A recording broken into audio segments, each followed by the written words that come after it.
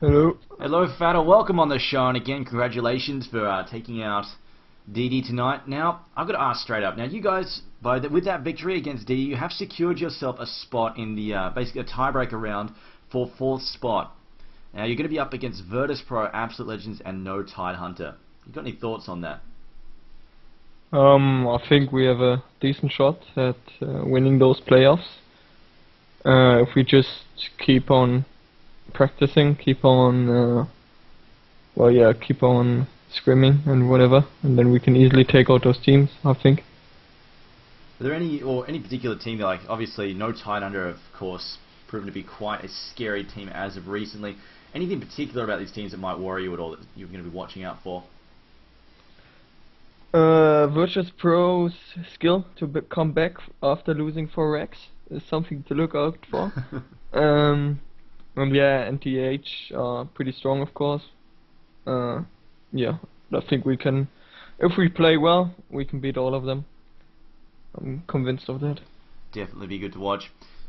Now, I've got to ask. Obviously, you played a fairly easy couple of games. Was there any point tonight that sort of worried you at all? It looked like DD might be gaining a little bit of traction in the mid game when they had some of their spells come up, but really it didn't really look like they had much of a hope tonight. But was there any point that you guys were worried at all?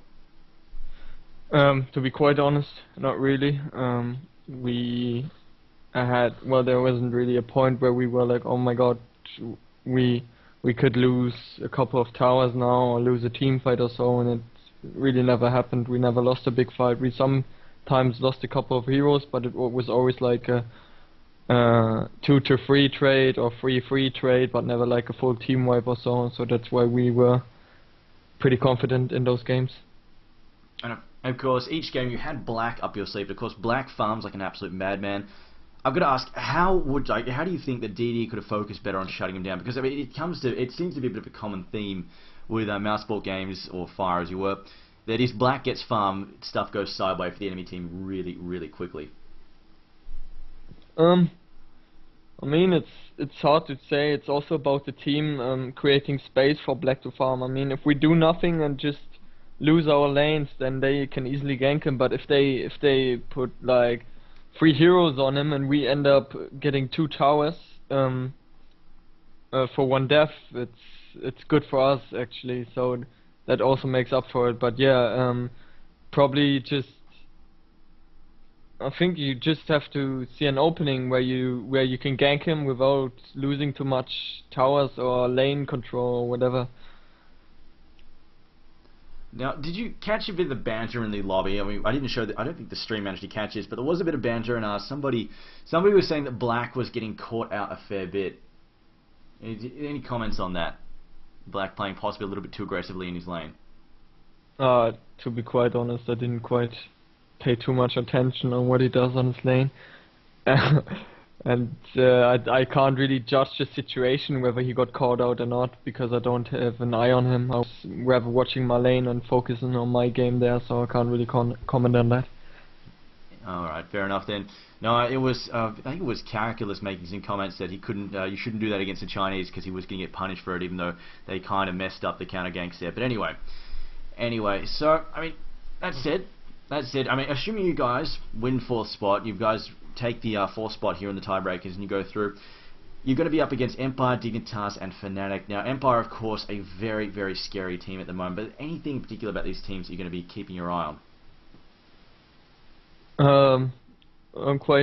I'm not quite sure what to say about that, to be honest. I mean, each one of them is really strong, and they're just generally like really good teams, and there's nothing in particular I would watch out for, just the general team coordination and general gameplay power of them that I'm frightened of. Okay, then. Of course, I'm actually looking. I'm kind of hoping Empire get their hands on some more Funnic Wisp. Those are a hell of a game to watch. Unfortunately, everybody seems to be banging it out constantly against them. But there it is.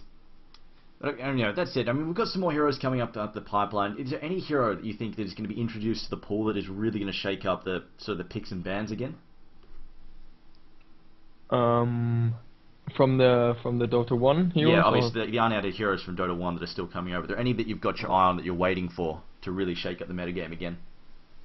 well, I haven't played the new heroes yet, like the 3 new ones or whatever it is, so I can't say anything about them. And what else is to come in? Medusa, I don't think she will do a lot. Then what else is there? Um, Honestly, I have no idea how Valve's prioritized their release schedule. Of course, I mean we had Meepo's assets in the game for so long, and then it took him weeks and weeks to get him in. yeah. But regardless, anyway, so thanks for coming on, spending a bit of time with us. Now, any streams or media you'd like to give a shout out to before you go? I want to give a shout out to René Werner, a Kebab, the best Lord player alive currently. Okay Yeah. then. That's about it. All right then. All right, thanks for coming. I'll catch you later. And again, good luck in the tiebreakers. We'll let everybody. Thanks. Yeah, anyway, thanks for coming on. Yeah, and good luck in the tiebreakers, and hopefully we'll be able to let you know exactly what time they'll be happening fairly soon, including the viewers here. But otherwise, I'll talk to you soon, hopefully. Alright, see you.